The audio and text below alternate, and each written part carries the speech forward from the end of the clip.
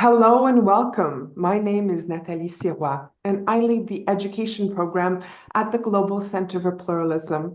And it's a great pleasure for me to be one of your hosts for today's webinar, a fireside chat on pluralism in higher education. And before we go into more information about what we're going to be exploring together, I'd like to give the opportunity to my co-host to present herself and say a few words. Thank you so much, Natalie. My name is Bosen Liu. I'm the head of partnership and UN liaison at UNESCO International Institute for Higher Education. Very honored to be here to co-host this fireside chat with Natalie and really looking forward to our really outstanding panelists to share their visions and their hopes and on the topic of pluralism in higher education. Thank you so much, Natalie. Back to you. Excellent. So, as you know, the pluralism and the need for pluralism figures prominently in UNESCO's call for a new social contract in education. And our today's conversation is going to allow us to explore a few elements to begin our reflections and have widen the conversation on this important issue. So, the primary objectives that we've set out for today are to explore the notion of pluralism and how we might define it. We're also going to be discussing the benefits and possibilities of integrating pluralism in the space of higher education. We are seeking to understand challenges and solutions of integrating pluralism in the space of higher education. We're going to be chatting together to brainstorm possible ways forward for pluralism in higher education. And all of this to stimulate together our own ongoing reflection, our own as people participating in this fireside chat today, and for everyone who is tuning in and joining in to the reflection, looking at how to connect pluralism with higher education. So before we go further, I would love to give the opportunity to each of our panelists to just introduce yourselves briefly so people who are joining us know who you are. And afterwards, we're going to talk about the key themes for our discussion. After that, we're going to have a more informal chat that will look at what are some next steps you might invite listeners to consider in their own path of looking at how to connect pluralism in higher education. And then we'll have Lily will tie all that together for our closing remarks. So that gives you a view of the flow of our conversation together today. So how about we begin with you, Ms. Preston McGhie? Could you give us an idea of just who you are, briefly introduce yourself? Well, thank you, Natalie. Thank you, Lily. I'm so pleased to be joining you for this conversation. I'm Meredith Preston McGhie. I currently act as the Secretary General for the Global Center for Pluralism. I'm based here in Ottawa on unceded, unsurrendered Algonquin Anishinaabe territory, where the center is based. My background is as a peace practitioner and dialogue facilitator. So come at the questions around pluralism in higher education also from a perspective of peacemaking. Thanks again for having me. Thank you so much. And may I ask you, Mr. Black, to introduce yourself now? Thank you. Good morning to you and the colleagues on this call. I am Dameon Black. I work with the Jamaica Tertiary Education Commission as its executive director. Our responsibility is to regulate and oversee the tertiary education sector within Jamaica. So we establish standards for the registration of institutions and the qualifications that they award. Secondly, I have had the amazing privilege to have journeyed for the past year and a half with IESALC as a member of its board and have participated in many of the fora recently, particularly the Higher Education Conference for Latin America and the Caribbean. So thank you. Looking forward to the discussion. Thank you so much, Mr. Black. Looking forward to hear more. And this time I would like to invite Mr. Bharwani. Could you introduce yourself, please? Yeah, thank you for having me, and really wonderful to meet some new friends as well. My name is Aleem Bharwani. I'm a physician and faculty member at the University of Calgary and the founding director of the Calgary Pluralism Initiative, and do shared work with many partners, and really keen to have this conversation with everyone today. Thank you for having me. And thank you for being with us, Aleem. Now may I ask you, Mr. Pedró, to introduce yourself? Yes, thank you very much for having me here. I'm Francesc Pedró, and I'm the director of the UNESCO International Institute for Higher Education. It has been located for more than 25 years in Caracas, Venezuela, and since 2021 having a global mandate. So we are supposed to act as the technical voice of UNESCO and on anything related to higher education. And I'm so proud to be, partnering with the Global Center for Pluralism in such an important conversation nowadays more than ever about the need to connect more pluralism and higher education. So thank you very much. And by the way, let me just greet my boss, Dameon Black, who is the chair actually of the governing board. Thank you. Lovely. As you can tell, we have a fantastic panel of people who are coming to this conversation with vastly different paths in explorations. So this is definitely going to be a rich conversation. I'm looking forward to it. So without further ado, I would like to invite Lily to go ahead and ask the first question to start this fireside chat. Thank you so much, Nathalie, and welcome again to our very dear panelists who joined us today. Ms. Preston McGhie, thank you so much once again for all the collaboration that we have had and really benefited from the inspiration from Global Center for Pluralism over the past few years. And given your years of experience working on pluralism across various sectors, may you kindly explain the concept of pluralism to someone who may not be familiar with the concept, especially in how to differentiate or distinguish the concept of pluralism from other concepts that may seem similar at the first glance? Thank you, Lily. And again, thank you so much to UNESCO for this partnership and for this conversation. I think we're starting with the right place. I have to make a confession that I find pluralism a difficult term because it isn't something that we use every day. And in today's divided and polarized world, making sure we understand what we're talking about is really so important. So let me just give you the first definition, and then I'll talk a little bit about how it connects to other concepts that we think about. When we think about pluralism, we start by thinking about our own diversity as societies. Every society, every community is diverse, and we're diverse in a huge range of ways. Ethnically, geographically, linguistically, in terms of our religion, our age, our politics, our histories, all of that diversity is what makes up our societies. Pluralism really refers to the actions that we take when we see that diversity to positively engage with it, to see it as a basis of strength for our communities and our societies, rather than something that is threatening that we need to suppress or manage, but really that it is our societal superpower. We're conscious that's not easy, but we recognize that pluralism requires actions by governments, by institutions, by individuals to embrace our diversity. We think a lot about inclusion, about tolerance. I think those are two of the terms that we hear the most often.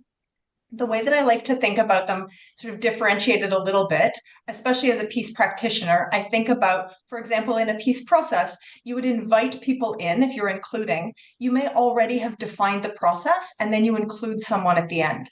That isn't nearly as transformative as what we seek to do with pluralism, where we want to design together process, a system, and engagement. So I think pluralism really takes inclusion a step further and is much more transformative. When I think about tolerance as well, again, tolerance is an important virtue in so many societies around the world, but at the same time, tolerance often has a stopping point. I will tolerate your differences, but maybe I'm not really accepting and in the fullest sense how that connects and strengthens our collective society. So again, pluralism is taking things a step further. But a couple of other points that I think are really important to note. One of the things we find really valuable about pluralism is that it looks different everywhere. There's these underpinning ideas and ethics, but we also see that the pluralism journey of every society is unique. And so we're constantly learning from different communities, from different countries about how they're approaching this, how they're grappling with these things, how they're finding solutions. So I think it's really important to recognize that this isn't a model where we just have 10 steps and you follow these steps. This is something that is very deeply contextually specific and really relies on the leadership, the historical knowledge, and the contextual understanding of leaders in each society. The other thing I just did want to touch on is this point around what is under the skin of this embracing of diversity. And for us, in all of the research and engagement that we've done, what it speaks to is questions of belonging. How do we belong, each of us, in our fullness in society? How Canadian, for example, do I feel myself, but also how do others see me in the society? And how much agency do I have over the shaping and direction that the society is going? Now, I'm happy to add in a couple of examples, Lily. I don't know, I want to make sure that we're doing well on time, just to give maybe some practical framing to what it actually looks like in practice, if I may. Sure. Yes, great. Please. One of the examples that I really like to use comes from one of our Global Pluralism Award laureates in Kenya. And they talk a lot about belonging as Kenyans and the question of citizenship. There are a lot of communities in Kenya who, although they have rights under the Kenyan constitution and in all of the legal frameworks to citizenship, they find it particularly challenging to actually access the national identity documents required to live as a full citizen. We can all imagine that without a national ID, it's difficult to access healthcare, to get your children into schools, to get a job, even to engage, perhaps if you get stopped by the police on the street. What do you show to prove that you're a citizen in that society? And there are many minority society communities in Kenya that really struggle to access citizenship documents. Not because they don't have a legal right, but because some of the norms and narratives in the society are really pushing back on the belonging of those particular communities. And so Namati Kenya works specifically around that question of both accessing those legal rights, but also shifting the narrative about who is a Kenyan.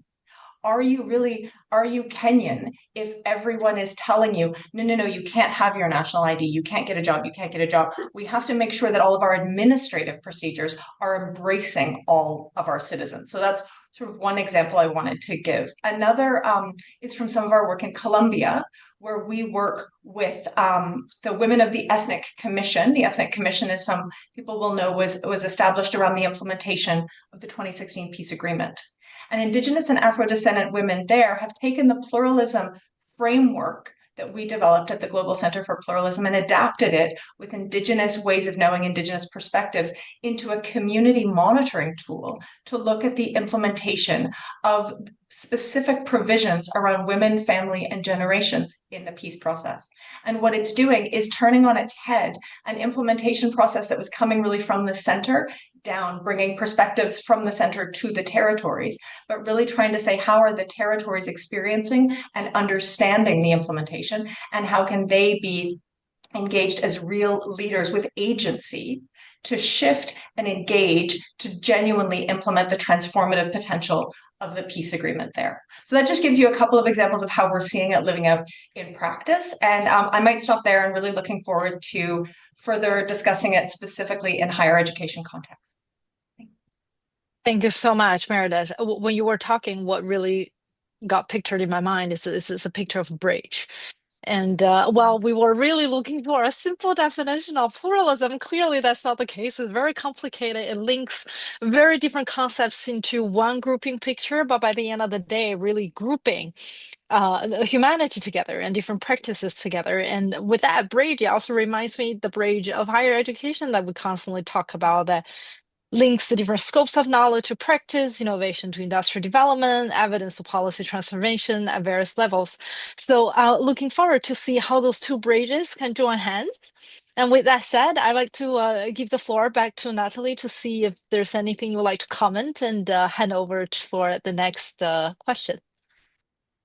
Thank you so much, Lily. I appreciate this, and it's always a pleasure to hear you, Ms. Preston McGhie, thinking about pluralism and also reminding us how pluralism, even when we don't use that term, the practices, the spirit of pluralism is something that has emerged in many cultures throughout the world and throughout time.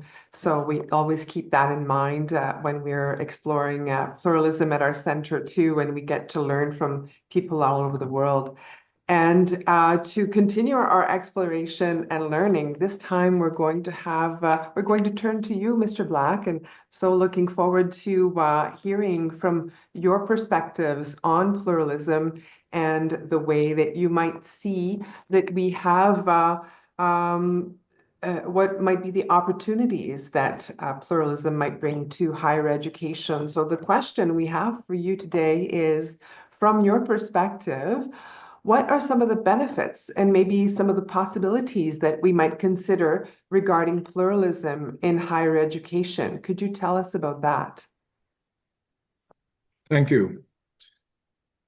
Let me begin by referring to Ms. Preston McGhie and then her response, in defining pluralism, but also in introducing herself, she indicated that she comes to and discusses pluralism from the perspective of conflict, conflict transformation from perspective of peace. And I think that's vitally important for the simple reason that when we consider the context within which we live globally, and then that may be translated and experienced regionally, nationally in our communities, conflict is such a dominant and ever-present feature.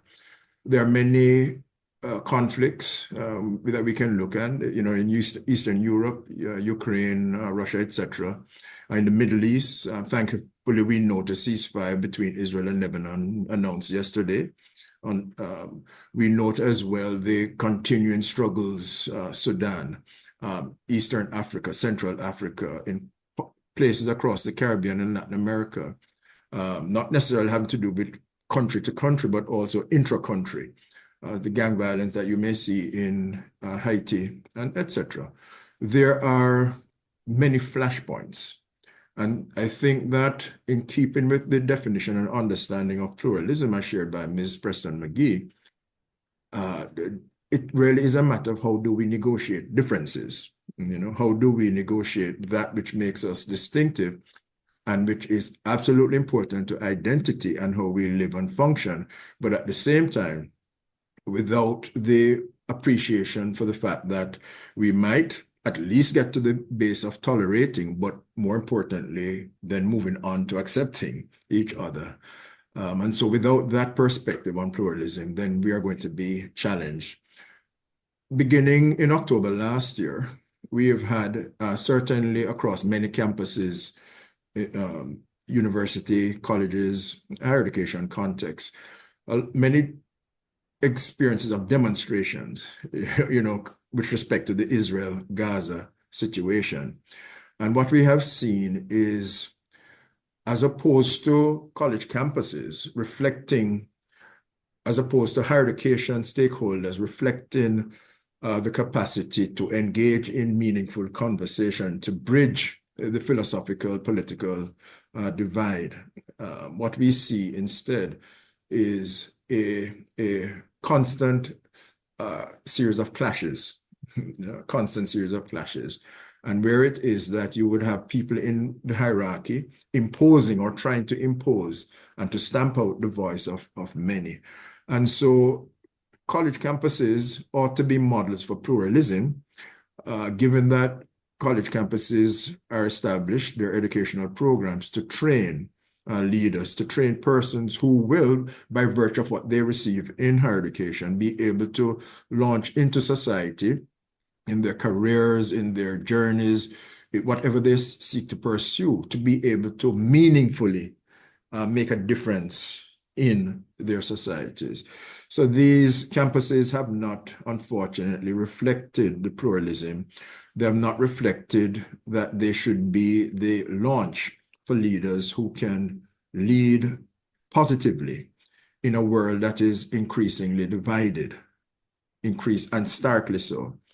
When we look politically in the trends in terms of who we are electing to govern, and this is across the world, it is an increasingly intolerant denial of pluralism, denial of differences, and wanting to impose a particular philosophical outlook. And so there are many opportunities for pluralism in keeping with what we are seeing. And I would just want to suggest a few. Dr. Pedró, the director for IESALC, he has, I think, been leading a conversation with the stakeholders throughout Latin America and the Caribbean on the issue of governance. And so I think that the opportunities for pluralism in higher education has to begin there. You have to have a high-level commitment to pluralism, to ensuring that in the context on campuses, there can be civil discourse. We are involved in teaching, learning, right? So our programs are meant to form. So we can use the curriculum to address the issues. Thirdly, if there is any opportunity to fund directly activities that might foster, enhance, strengthen pluralism, expressions of pluralism, or movements toward pluralism, then higher education entities, institutions, government, ministries, departments should seek to fund or facilitate special programs where this is concerned. I think that there is a need for research and to ensure that there is a focus on this. And then the extent to which, and this is critical, when we experience crises nationally or on the campuses, how do we model a behavior that allows space for the contending voices, as objectionable as they may seem? But we have got to allow space for this. So how do we manage the crises? And so these are some of the things that I wish to state initially. So thank you. Thank you so much, Mr. Black. I definitely was struck by how you have reminded us of the importance of that high-level commitment to pluralism that creates the space to be able to engage in and learn how to have those meaningful conversations, difficult conversations that translate into a wider society capacity for true peace.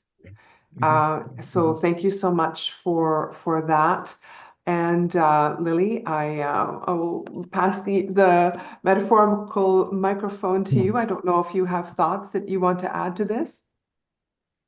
Thank you so much, Nathalie, and thank you so much, Dameon, for really bridging and bringing the topic from the society to higher education and how pluralism is so important in this topic. I mean, in one hand, it's very depressing to hear that the society is becoming more tolerating, but at the same time, it's a very serious call of action for immediate and urgent reflection and action to act in a space where our future generation, where our hopes are. So thank you so much for bringing that up.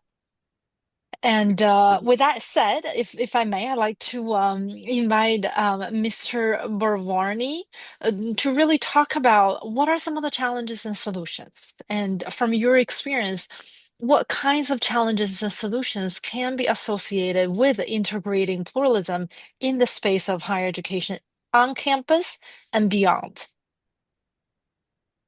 So thank you, and I think the context has been laid well, and what I'll cover 5 challenges and how we sort of have managed some of these challenges. I'll talk about a definitional one, an ownership question, a tangibility question, accountability, and then creativity and confidence. So those are the 5 topics I'll cover.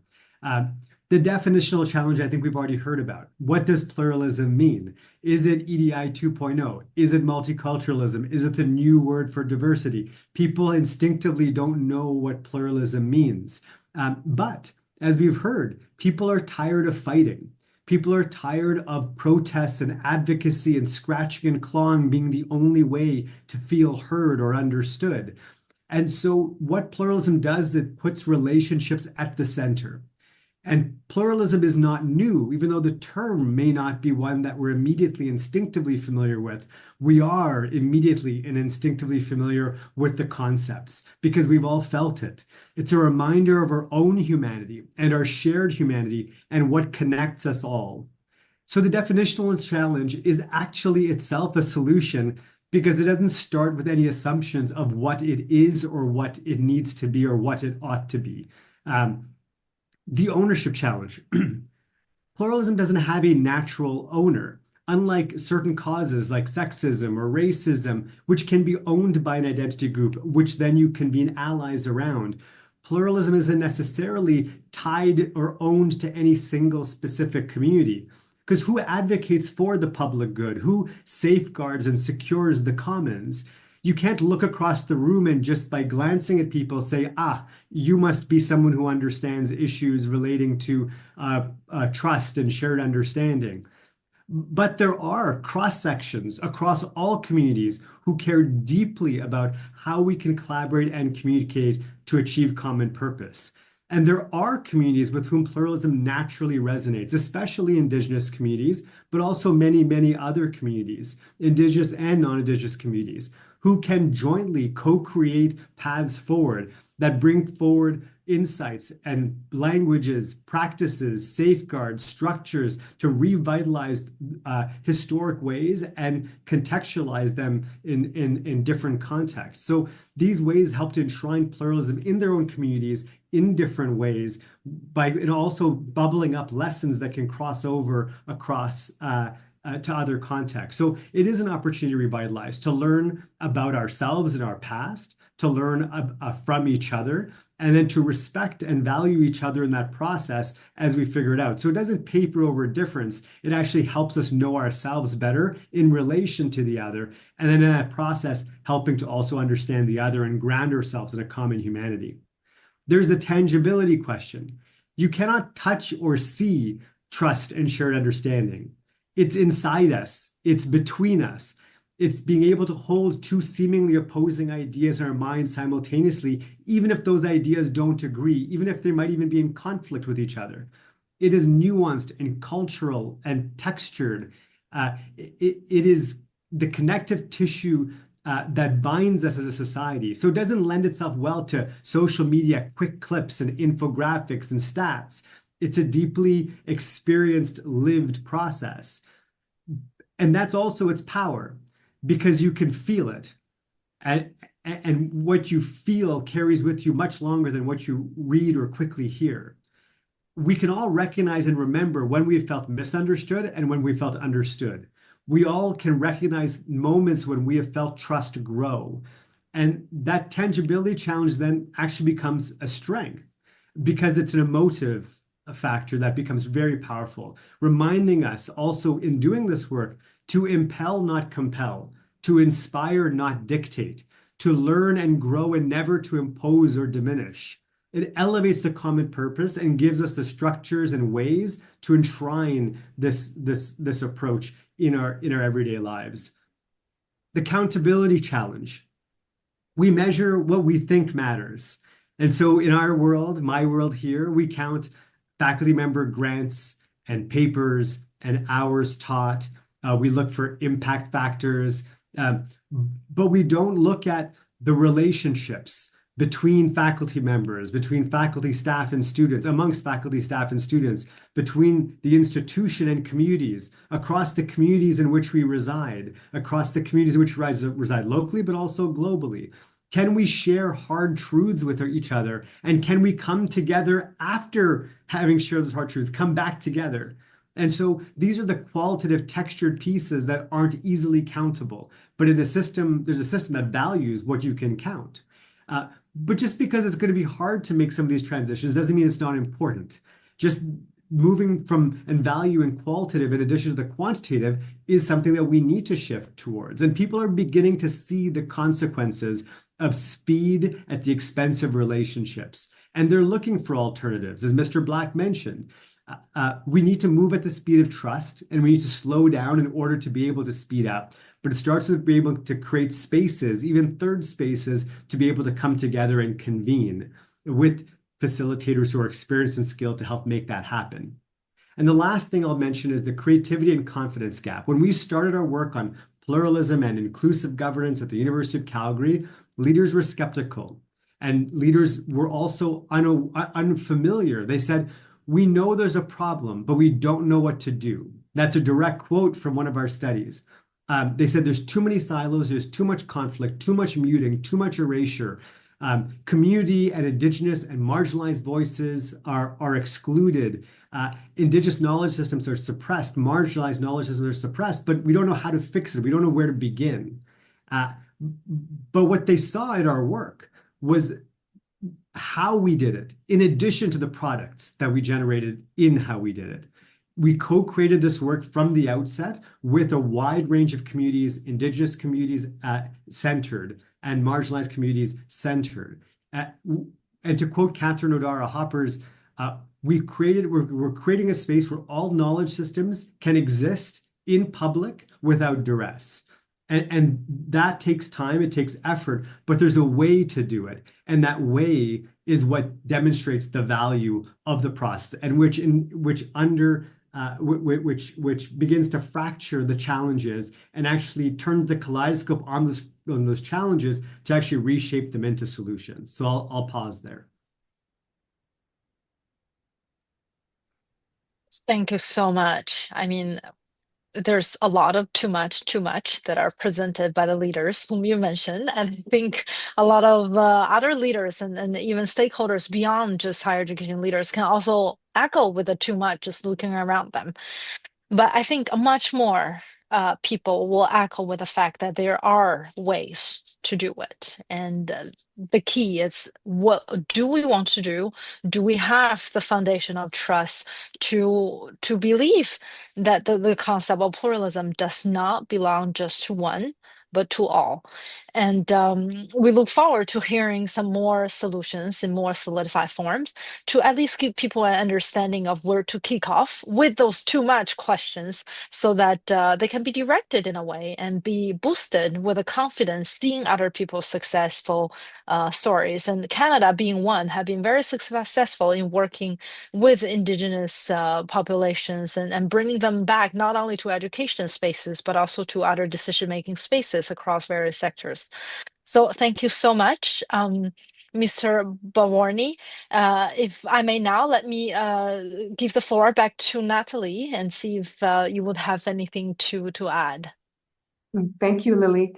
It was a pleasure to hear you, Mr. Bharwani, and thank you so much for reminding us that even when we do get into the complexities of how we find how to make things work in our specific context, just as long as we don't lose sight that pluralism is fundamentally anchored in that idea of our shared humanity.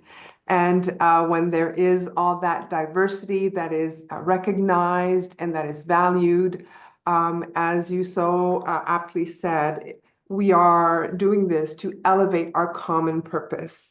And higher education is such an invaluable space to give us the opportunity to explore that, practice that, and to be able to bring it into the broader world. So thank you for sharing those experiences. And that is an excellent link to having the pleasure to connect again with you, Mr. Pedró, and ask, how could pluralism add value to the future of higher education? With all your experience and your work in Latin America and around the world, how would you place how pluralism could add value to the future of higher education? Well, thank you very much for this question. Before addressing it, let me start by just disclaiming, well, just sharing with you a disclaimer. I was born facing the Mediterranean, and it's quite complicated for someone like me to speak, just for a little time. So we always need a lot of time just to present our ideas. However, that said, I think that the previous speakers have already laid out an excellent context for the audience, to understand how important pluralism is in our societies, but also in higher education. Now, let me start by saying that I cannot provide you with a formal definition what UNESCO or what the United Nations systems define as pluralism. I would say that in a way, similarly with what happens with air, I mean, we don't talk about air unless we are suffocating, right? I mean, we don't realize that we are breathing all the time. It's just automatic. And I think that we come in the higher education sector, we come from a tradition where pluralism has been part of the daily lives of those being part of the communities in our campuses, in our institutions. Now, why do we need to talk nowadays about pluralism in higher education? Probably because we are suffocating. And let me just provide you with a small piece of evidence, something that happened just last week. There was a meeting. I was part of was a virtual meeting. I was part of the audience. It was about the status of academic freedom in the Americas. Okay. There were some shocking presentations, even for me. I'm talking to you now from Caracas, Venezuela, and there were really, really surprising facts about the way in which academic freedom is really at risk. Well, it's actually, being denied in a number of countries in the region. To my surprise, beyond the usual suspects, and I would start with the presentation that was made about the Venezuelan case. There was another presentation about the Nicaraguan case. Probably it's nothing new. But then there were also two more presentations, one about Florida, the state of Florida, and the other one about Canada. So it was really, so it's not just something that happens here and there when you have, particular political regimes. It's happening everywhere. That's the point I wanted to make. So I think that when it comes to my perspective from UNESCO, as I said, I cannot add any spice to the definitions that have already been provided, but I feel that we are suffocating in the higher education systems. Now, let me turn back to your nice question to put now things more on a positive side. UNESCO, our institute, has been working over the past years on the global theme of the futures of higher education. What kind of higher education we would like to have, in the near future. And we have done that through various consultative processes with experts, with the general public, and particularly, and I would like to express my gratitude, particularly to that, to youth. I mean, and I think it's important that we hear what they are telling us.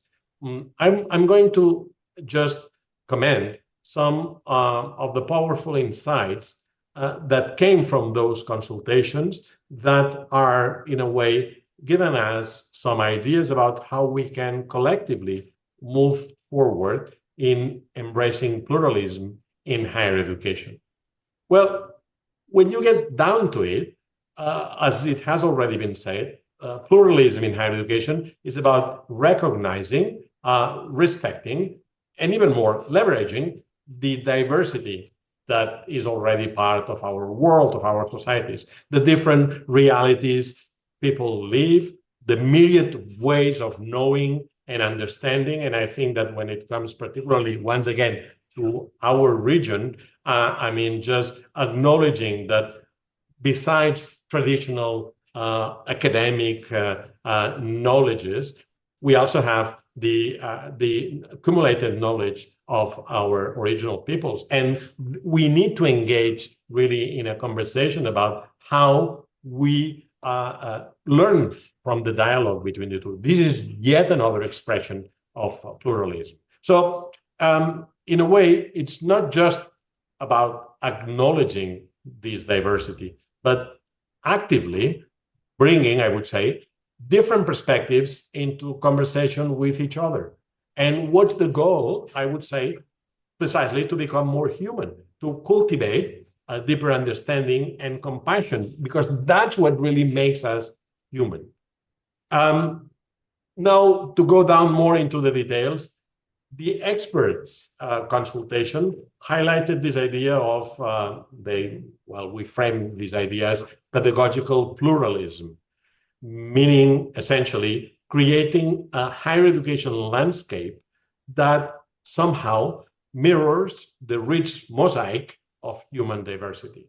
So we are talking about identities, cultures, knowledge systems, even the types of institutions. Let me go back again to this conversation that we are having in the Americas about the need to recognize indigenous universities, or as we call it in an euphemism, multicultural universities, opposed to the traditional universities. I think that we are really making a huge mistake, because it's not anymore about having separate systems. It's about really embracing the need to engage in a dialogue. I think that, tell me, why shouldn't we have languages, cultures, also in traditional universities? I mean, that's the point. So it's really our practices that we need to challenge. To get there, in a way, we have to be willing to challenge the status quo.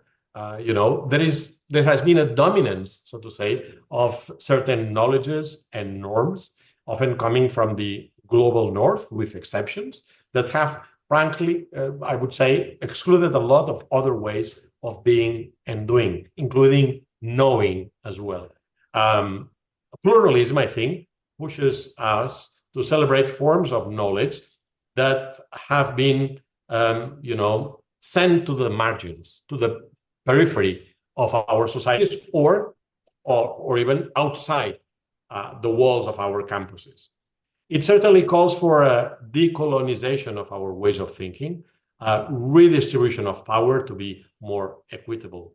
And that's particularly important for UNESCO, because we have invested a lot of effort in promoting the internationalization of higher education. In practical terms, this could look like embracing multilingualism, diversifying who is in leadership roles in academia, and valuing different types of higher education institutions for what they uniquely can offer.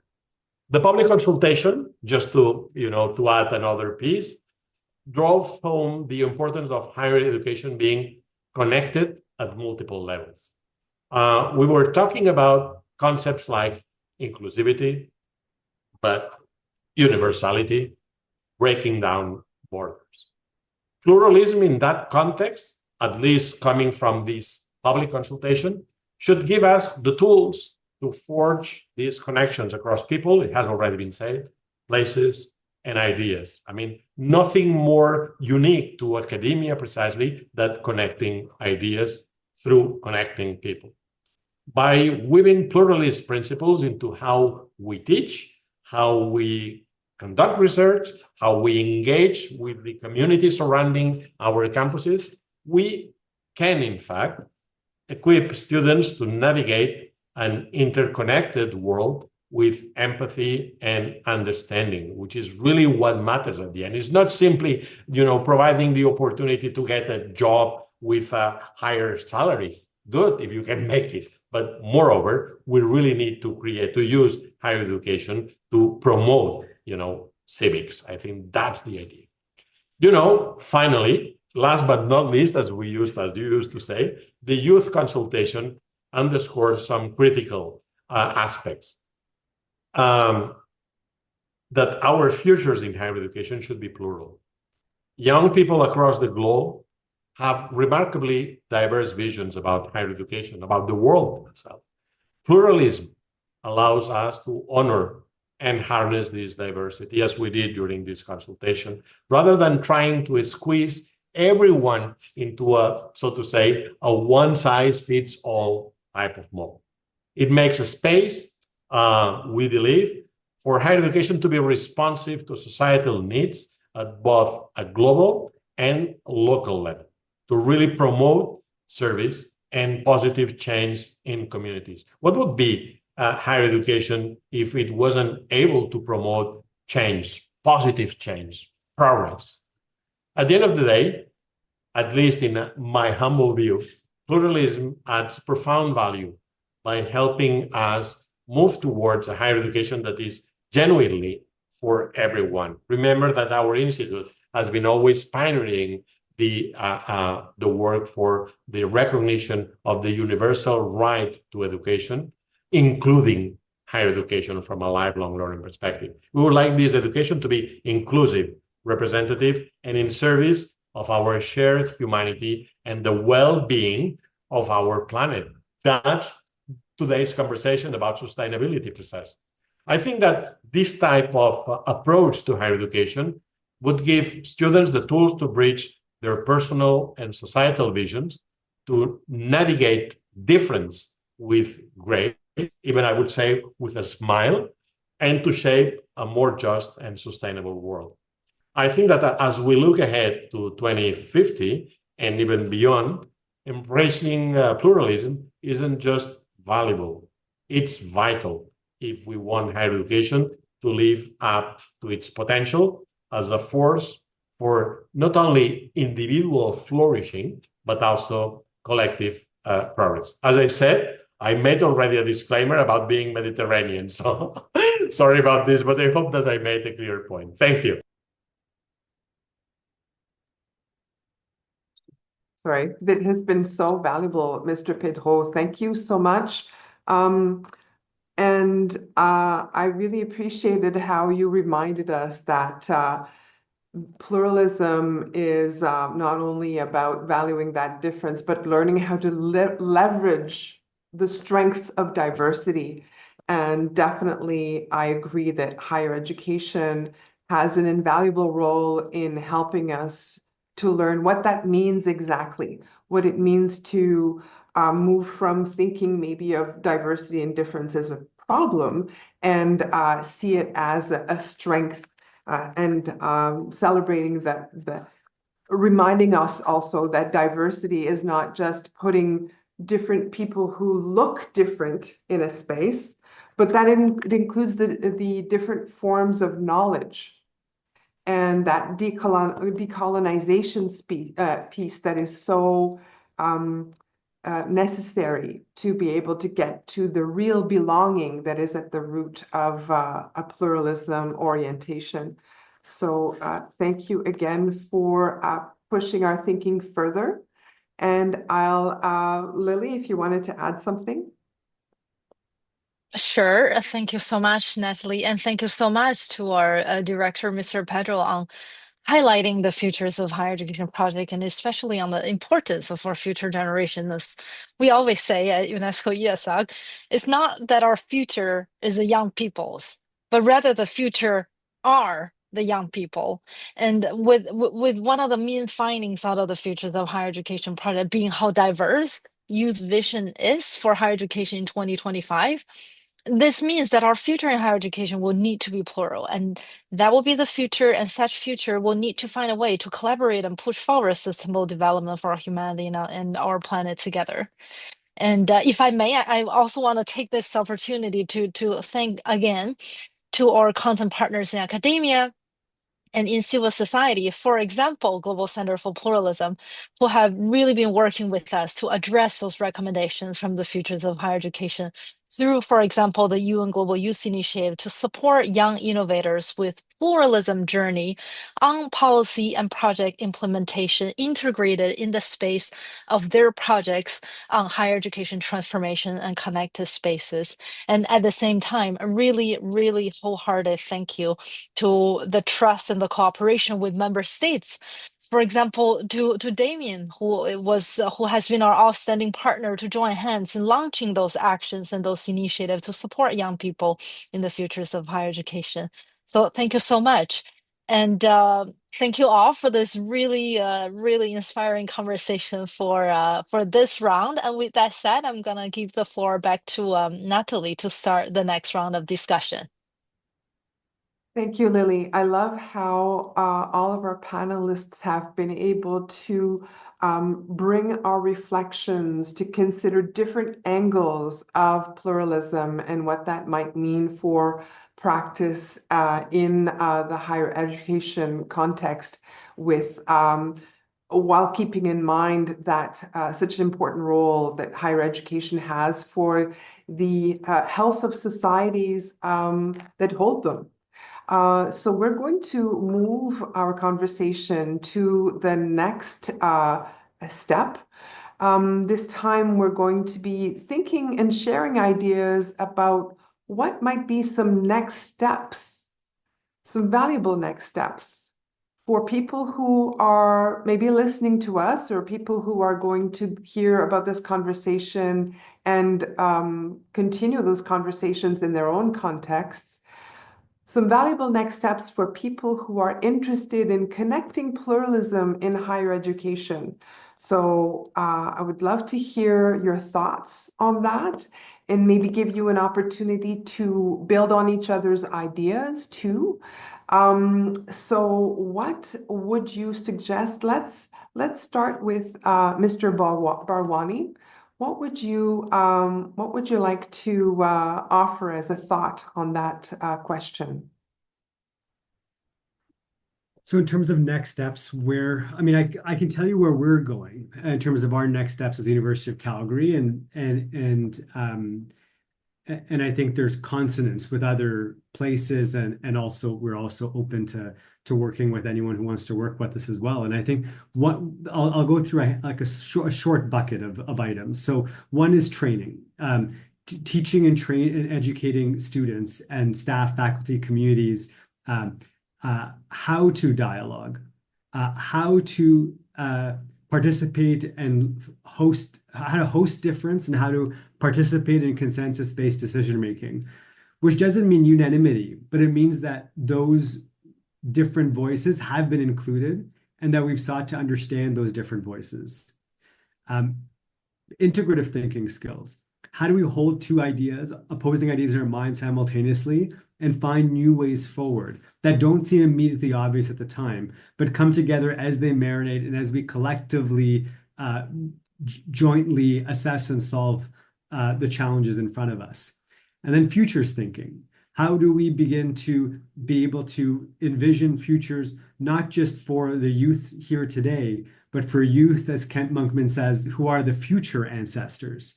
And so I think really repositioning what we mean by strategic planning to go 50, 100, 150 years into the future.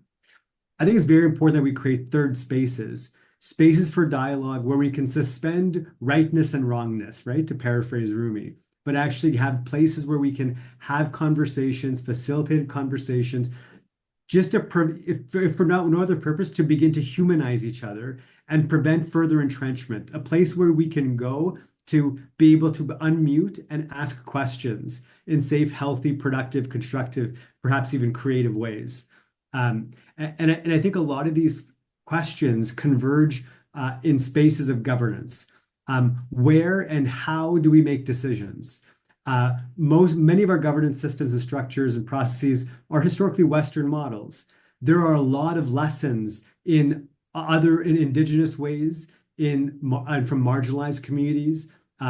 There are novel ways forward. I think we need to be spending the time to surface, to elevate, and to revitalize and co-create jointly based on these knowledges and ideas. And I think at the foundation of that is understanding what are our baseline shared values. And I think I would actually go one level deeper, which is actually getting into shared virtues. And the last thing I'll mention is there are going to be things we disagree on in terms of values that we aren't aligned on and things that we are aligned on.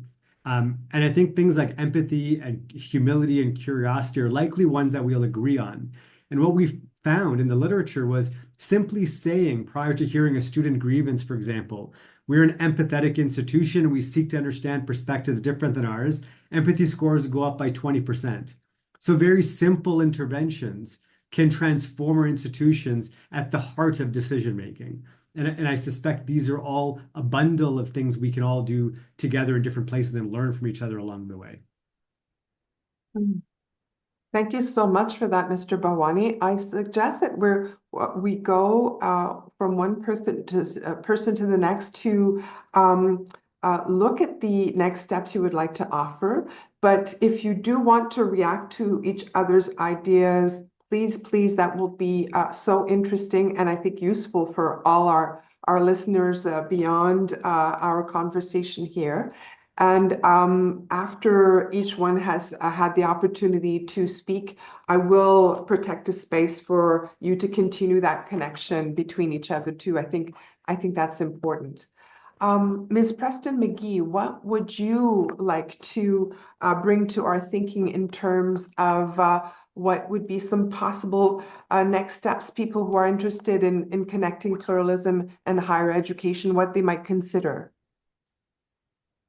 Well, first of all, I just want to thank my fellow panelists for their incredibly rich insights. I'm really glad this is being recorded because I don't think I could have absorbed everything that all of you have said. And it's just been so incredibly valuable on thinking through and how we deepen our discussions on this. There's so many threads that I would love to pick up on.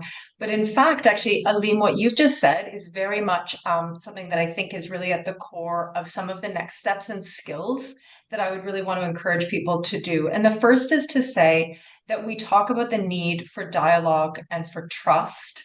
Dameon, you spoke a lot about this. I think it's absolutely at the core of how we get to a space where we feel confident enough to embrace difference, even when we don't fully understand it. How do we get into those spaces?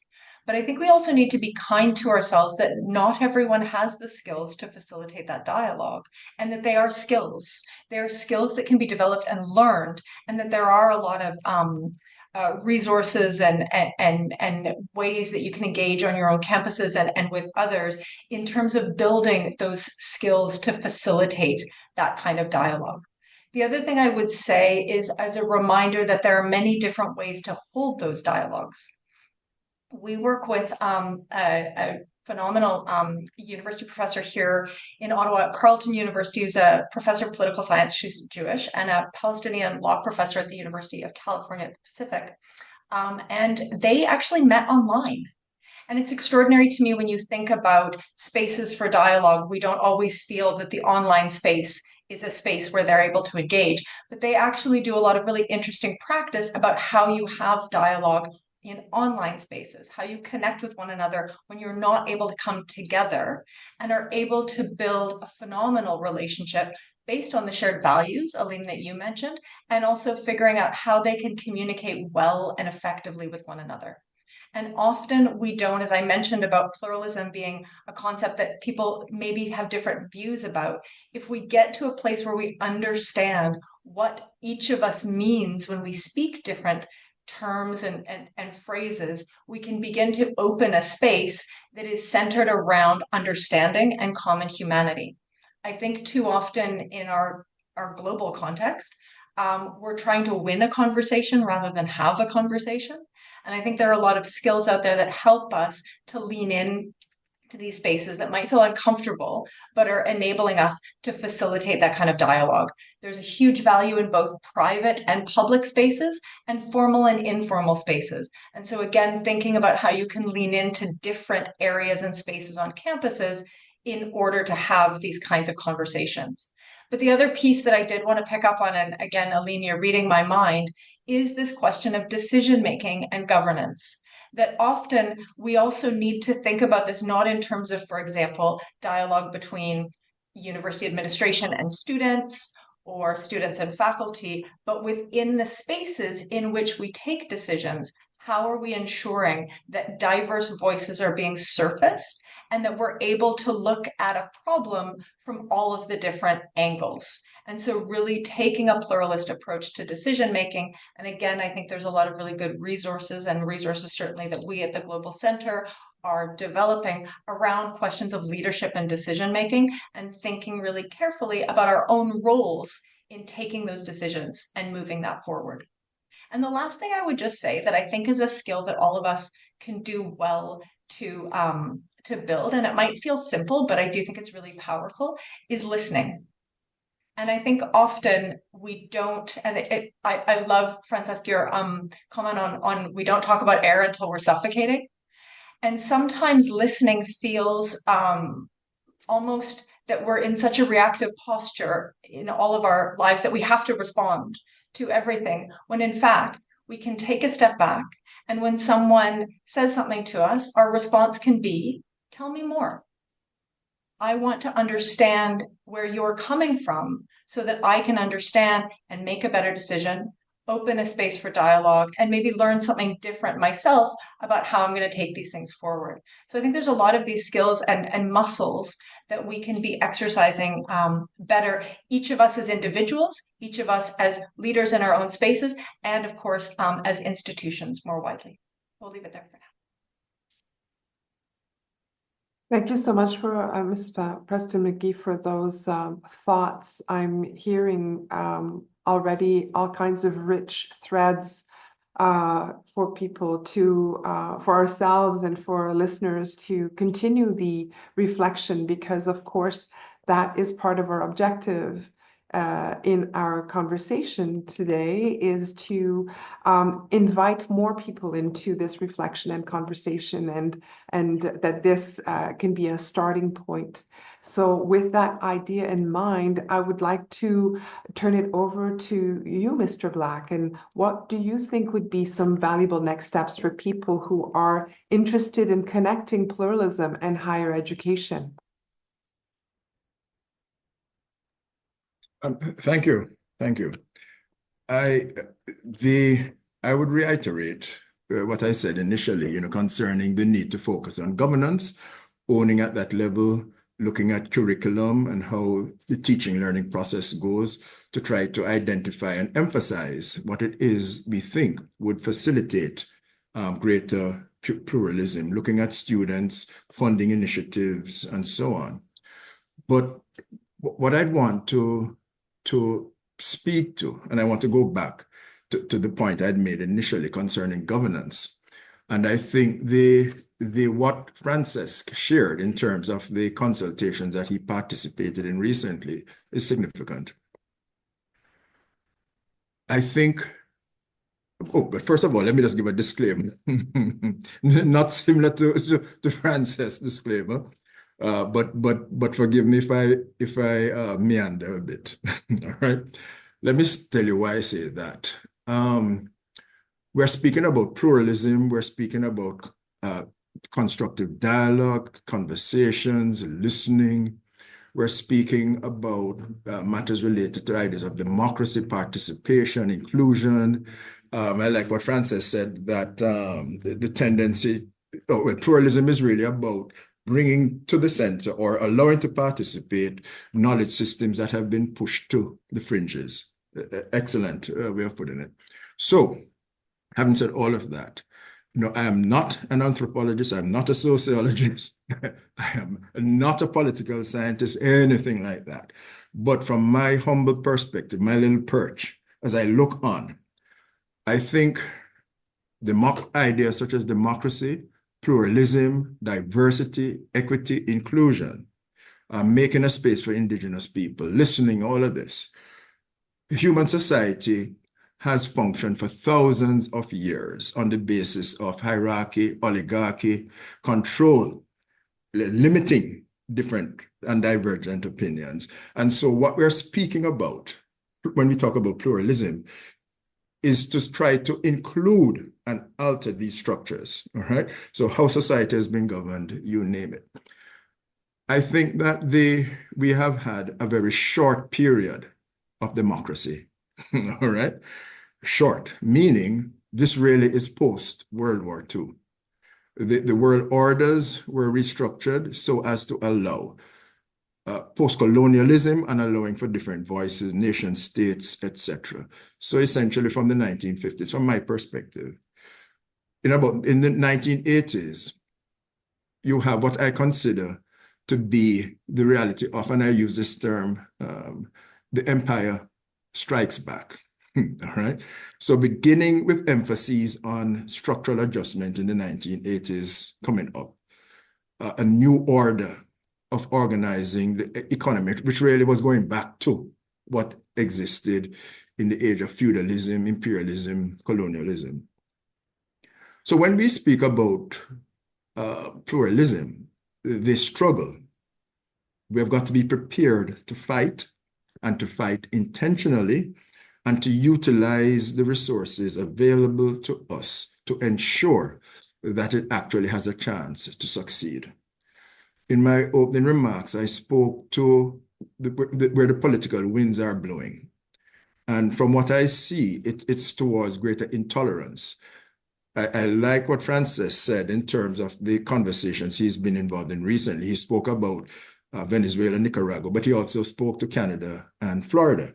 So it's not a matter of left nor right and one being more correct than the other.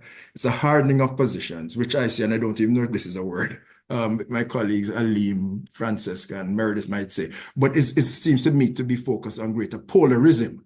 So the extent to which at either end of the spectrum, persons are hardening their positions. And so within this reality, if you're talking about ways to ensure that pluralism in higher education has a chance to succeed, we have got to look at how higher education is governed and try to ensure that frameworks exist or are supported that will be able to support pluralism. Quality assurance historically has played a significant role in facilitating trends, government policies, you name it. So diversity, equity, inclusion, and so on. But what you see, particularly in the USA, has been attempts to undermine the systems of quality assurance, the accreditation frameworks, you name it, so as to ensure that there is a particular perspective that controls. And you're seeing, I think, some of this in some of the points that Francesc raised. So is it that we are going to ensure that the governance frameworks are able to support the voices and the practitioners for pluralism? We have got to understand what is being established and how the present systems are being undermined. So in the context of governance, those of us who play a part in setting standards, looking at quality assurance, have got to understand that the old models have been undermined and are being undermined. And so to what extent might we be able to define new ways of quality assuring and regulating? Those who complain bitterly against, such as in the US, against diversity, equity, and inclusion, they first began to complain that they were being excluded. What are they doing now? They're seeking to exclude. What did they do? They crafted strategies whereby they created contexts within which their ideas could be advanced. Advocates for pluralism within higher education, therefore, have got to understand the political realities, the power structures, and seek, from my perspective, to create spaces, safe spaces, for the pluralistic dialogue. And without that, the chances of success will be negligible. All right. So it may sound negative, but it's actually quite positive.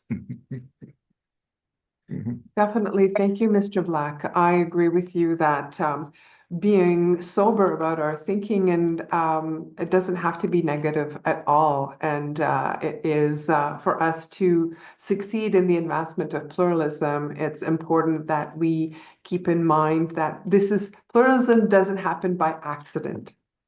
It is deliberate and intentional. And so we cannot proceed as if it was just going to automatically appear on campus or anywhere else. So thank you so much for that. And But how before you about go on, you, sorry, I'm sorry? before you Yes, go please. on, And as your comments just now, essentially, those with power will not release it. We see it on the left nor on the right. So to create the opportunities, we have got to. So on that note, how about you, Mr. Pedró? What would you what would you say in terms of what might be some valuable next steps? People who are interested in connecting pluralism and higher education, things that they might consider. And after that, if we want to build on each other's ideas or connect, pick up threads that we have offered, that would be great. Yeah, thank you. Thank you very much. Well, I have to say that it's not so often that I'm part of a webinar or an exchange where I have the impression of really learning a lot. And I think that the perspectives that have been shared until now, I mean, have been really a source not only of inspiration, but actually of information. I mean, I appreciated very much the contributions made about, you know, what the University of Calgary is actually doing, or the reflections on skills. And well, I don't need to tell you, Dameon, I mean, I really appreciated that you put the finger really at the most important issue, which is in fact conflict. Now, I was thinking, what could I add to this? And if you allow me, maybe one of the things I would do is simply to try to take the perspective of a university campus leader, maybe, who may ask herself, you know, what can I do, you know, just to promote pluralism? And I would say maybe just following the allegory that I put on the table about the suffocating or lacking air. I think that what you would do probably is, first of all, request the space, you know, because, you know, just trying to see what is going on and then bringing in more air for those who are suffocating. Now, if I try to elaborate a bit more on this in terms of, you know, institutional strategies, I know it's quite difficult because universities, colleges, are meant to run a daily business, you know, and we are adding to an already overloaded plate, so to say, even more things. But I would like to go back to something that has been said at the very beginning. I mean, nowadays, pluralism in higher education is a critical contribution that we can make to our societies. I mean, it has been already at the very beginning, and I would like to just recognize, acknowledge that. Now, what can an institutional leader do? Let me just suggest a few things that seem to be, in principle, manageable, but acknowledging, as I always tend to say, that devil is in the details, right? So I think that from where I comfortably sit now, it is quite easy to tell people what to do. But then, you know, making it happen in the particular context of an institution, that deserves all my respect. But I would say that I would strongly recommend that first and foremost, we do an effort to promote what I would call an evidence-based transformation. And by that, I mean taking a stock, to start by taking a stock, as you will, you know, just trying to understand what is going on when someone is suffocating, okay? Well, start by taking a stock of where we currently stand in terms of pluralism within our institution. What does the baseline look like? I mean, why are you saying that you are suffocating if you are? Or why do you think you are not? Okay, so what's the baseline? How willing and ready are you to truly integrate pluralistic practices? Is that true, that you are convinced that this is part of your mission as an institution of higher education? What successful cases you can learn from, and what has been the impact of those successes, which, by the way, I think that just this question is really an open window for cooperation between UNESCO, the Global Center for Pluralism, the University of Calgary, certainly. You know, we need really to help people to understand that things are going on, and you can learn a lot from practices that are taking place sometimes in contexts that are so difficult as yours. Okay, I think that gathering this kind of foundational data is crucial for charting what I would call an effective path forward.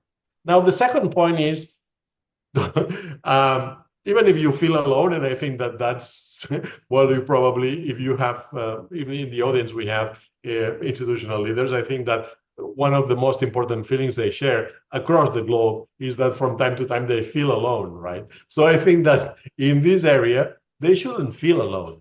They should be able to be part of networks, of strong partnerships, as to complete, so to say, the puzzle.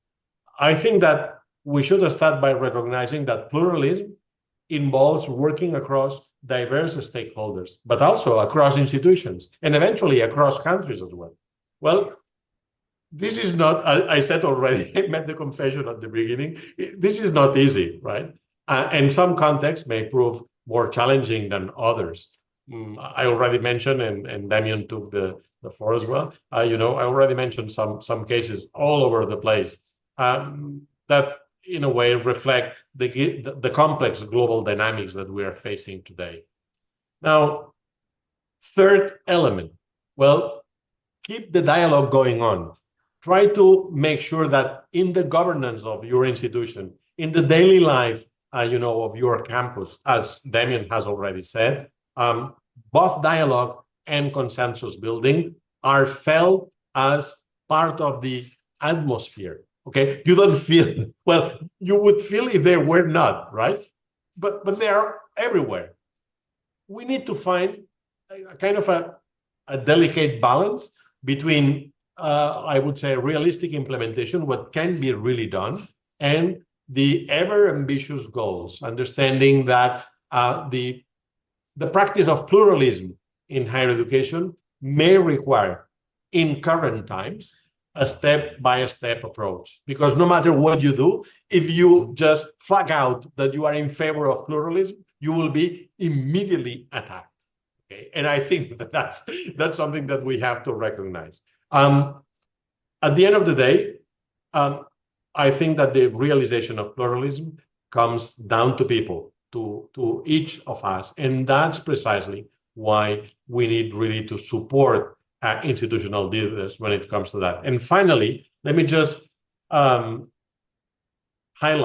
that we cannot overlook the importance of financing our operations in support of pluralism. Okay, it's not that everything translates into US dollars, but certainly having some financial support helps. I remember there is a very nice character in Latin American comics. Her name is Mafalda. She's a nice, probably 6-7 years old girl.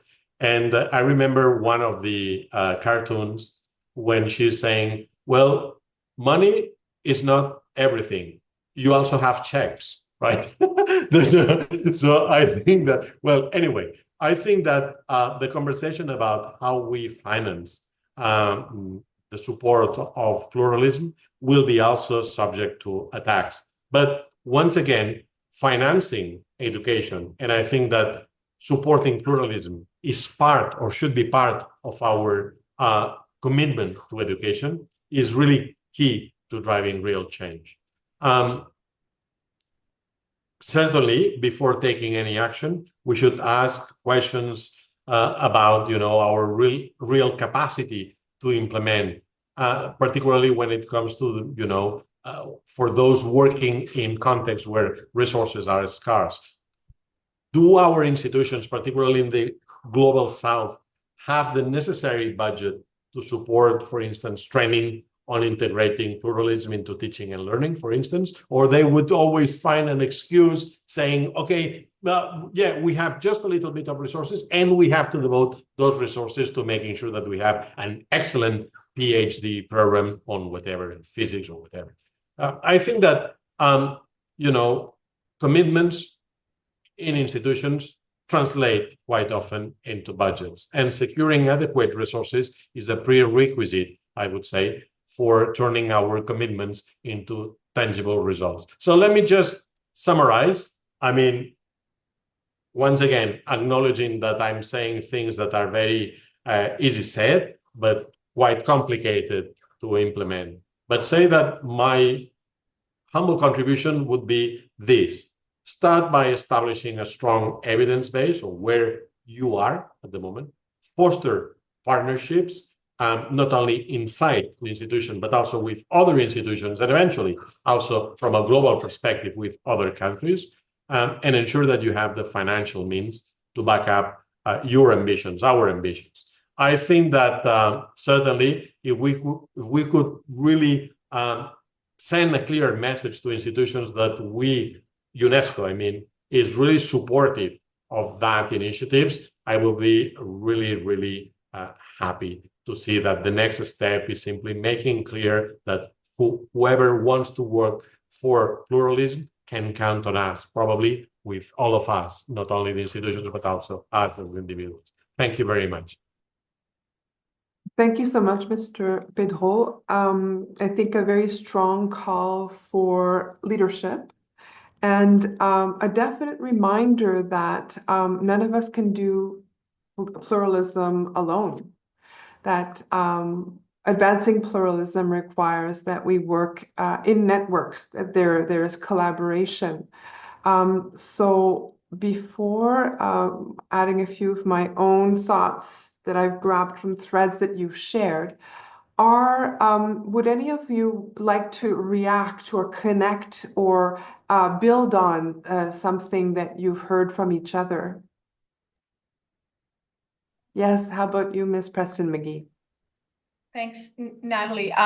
Yeah, there's many threads to pick up on, but a few things that really stick out to me. The issue of networks and solidarity, I think, is really important. You may sometimes feel alone in your own department or on your own campus, but that doesn't mean that you're alone. And we find this in some of the work we've done with universities in Canada. Also, the people who are the champions don't always hold the same post. So it isn't always the vice provost doing X that you just network. You need to find the champions, and they can be in different places and spaces at different levels and so forth. And so actually the searching out and then connecting is incredibly, incredibly valuable.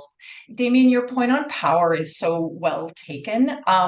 Having lived and worked in Sudan for a very long time and feeling a moment of extraordinary optimism at the time of the revolution in 2019, and then to see that collapse back, you see the push and pull of power, but you also see the power of when people are tired and people want something different. And so I do think that one of the real advantages, and it goes, I think, to Aleem's really well articulated challenges and opportunities, is that there is this tangibility that people want, and figuring out ways of activating that in this moment, I think, is really important. But I equally think that it's important that we under-promise and over-deliver. Because again, trust requires delivery, not just policy, but implementation. We need to see things that are real and tangible for people. We need that feeling and demonstrating success. And so I think being able to demonstrate that success is really critical. But I also wanted to raise a point on this question of evidence. Someone said to me the other day, if you don't have the data, it's just a feeling. And I do think that too often these things can be dismissed, right? One of the things that we've done at the Global Center that I think can be really valuable, we have a pluralism framework that we've utilized for the Global Pluralism Monitor, which is a national level assessment tool, but we've adapted in a range of ways. And I know Nathalie and others have adapted this in education contexts to say, what is our baseline for how these issues are being treated on our campus, at our state level, at our national level.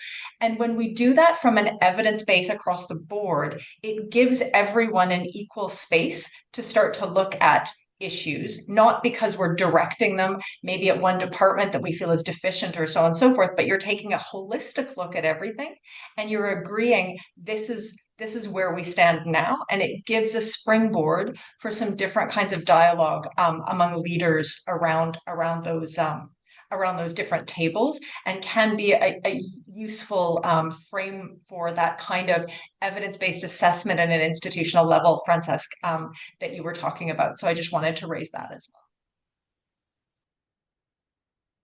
Thank you so much, Ms. Preston McGhie. Anyone else want to connect with a thread that they're picking up from a colleague on this in this conversation?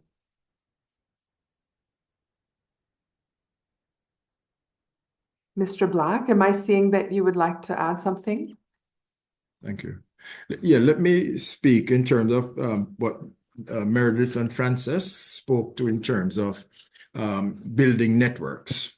But both of them really work in organizations that have to network. It's not grounded. For example, if you are in a university or a college, you're there. Certainly for effectiveness, you do need to build. One of the ways I think that would be of immense benefit globally is to create platforms, the use of technology, I believe Meredith spoke of earlier, to facilitate the sharing of the message of pluralism. I'd be interested to see some more about this Global Pluralism Monitor, what it is, but the extent to which the information on pluralism, what it is, how might it be used to address many of the issues that we face in society. It's important to begin with network. UNESCO IESALC launched a policy observatory. I don't know, Francesc, if there's an opportunity for a pluralism observatory, but linked to this could be a learning platform that we can share courses so that persons globally might then be able to access. So there is no better way, I think, in the context of 2024 post-COVID, to use the technology so that we might advance the dialogue. And in this dialogue, it must be able, I think, to facilitate voices of those who are not normally involved. And so I appreciate the reference to the Sudan and that experience, Meredith, that was powerful. I believe, Lily, you facilitated a conversation with youth, was it last year, that really looked at some of the challenges facing youth, younger persons, and so on. So there are examples that we might be able to use. I just want to emphasize something. Francesc, I think you were involved in a project that published a paper on equity, etc. in 2022, leading up to the World Higher Education Conference. And one of the things emphasized therein is the matter of pathways. And for the Jamaica Tertiary Education Commission, we have been trying to be intentional, let me put it like that, to look at pathways using our national qualifications framework and to try to allow space through prior learning assessment and recognition, or the recognition of prior learning, looking at special needs persons, looking at youth who are not in education, employment, nor training, trying to include and to facilitate. I think that one of the ways that we can build bridges to ensure greater success is for higher education to not look at the traditional sources of students, the traditional means of educating, but rather to create the diversity that we seek by speaking about pluralism. So the extent to which these persons at the margins are included will tend to increase support for our voices when the oppressive power comes against us. So, yeah. Thank you so much for those remarks, Mr. Black, that are connecting all those threads and reminding us that higher education and post-secondary education is beyond just the traditional conception of university. Thank you for that. Mr. Pedró, what would you like to connect further?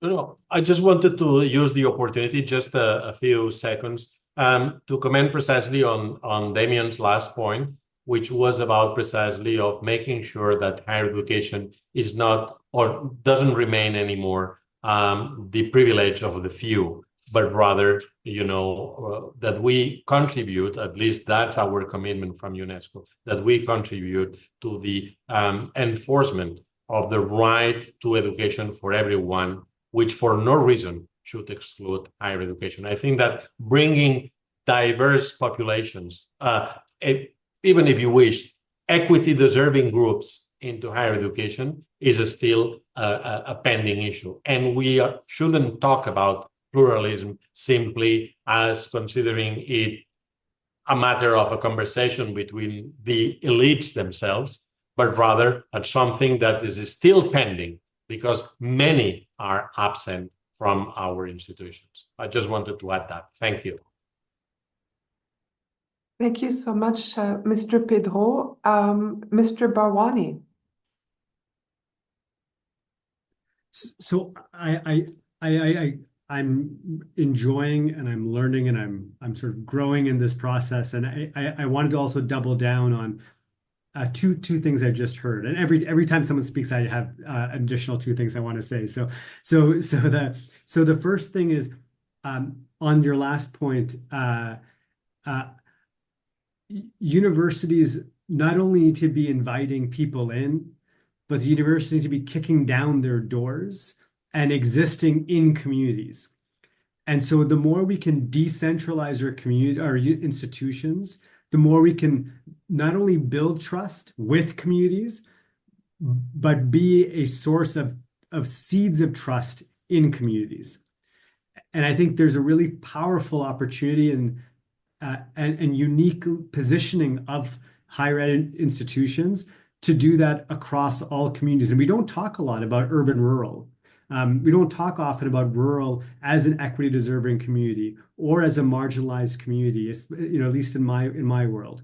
And so I think these are the things we need to be able to do to reimagine what a university can be and how university can be the source of these capacities, a source of hope in communities. The second thing I wanted to just sort of pick up on was the important mention of youth. In the work we've done here, there very much is an inflection point where young people have an expectation of what the world ought to look like. And they may not have the hard skills or tools, but they have a very strong understanding of what's needed. And when they hear about the work of pluralism and the potential of pluralism, their eyes open wide and they lean in, like you see them activated. So there's a real opportunity for us to engage young people and grow and learn from young people in creating these futures together. But also the flip side is if we don't do it, we relegate ourselves to irrelevance. Not only do we feed conflict, but we become increasingly irrelevant. And so I think learning with and collaborating with young people is critical and central to the urgent problems we face. Thank you so much for connecting those dots, Mr. Bharwani.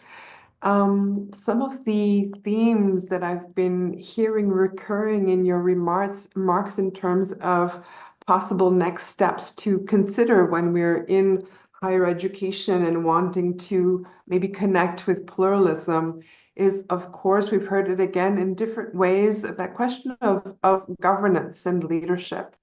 And also the aspect of, as leaders in that education space, that there is definitely a learning process, an ongoing learning process, and a skills building piece that goes for people in positions of leadership, not just the traditionally understood learners in higher education. So I heard that expressed in a variety of different ways, which makes sense because I think all of our organizations definitely support the idea of lifelong learning. I also heard expressed in different ways pieces in terms of monitoring impact. And so when whether we look at that in traditional or non-traditional ways, but paying attention to what are the actual effects of what we're trying and doing on various populations, and how do we do that? Because although we might proceed with excellent intentions, sometimes the effect of our intents aren't what we intended. So that monitoring piece is important. And I also heard expressed in different ways that importance of slowing down and inviting each other in. inviting each other in for those conversations, including and maybe especially building relationships even when we don't agree, and still finding ways to build those relationships and keep the conversation going.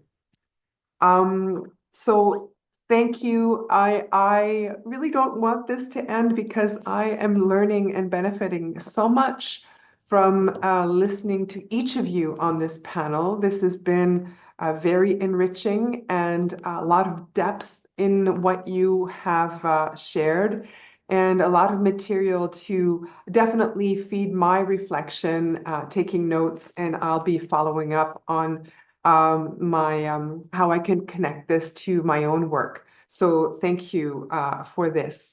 So I think I will wrap up this section of our conversation and hand things over to Lily again. Thank you so much, Nathalie, and thank you all to all the panelists. I was very quietly listening, but very excited in my heart while listening to what everyone is saying, ready to act. And like what Nathalie is saying, I don't want this session to end either. And I think we can echo that from a lot of your faces as well. But with that said, if we have to wrap up, then maybe there are three components that we can do with some messages for audiences to take away.